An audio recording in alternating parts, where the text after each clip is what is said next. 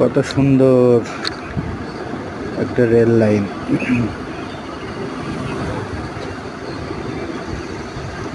ভালোই লাগছিল এত গরমের ভিতরে প্রশান্তির জন্য বট গাছের নিচে। জায়গাটাও অনেক সুন্দর।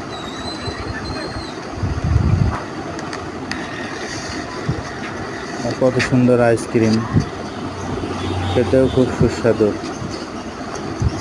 ভালো লাগছিল। এরই ফাঁকে ট্রেন আসবে, আইসক্রিম খাওয়ার, ট্রেন দেখা খুব সুন্দর একটা জিনিস।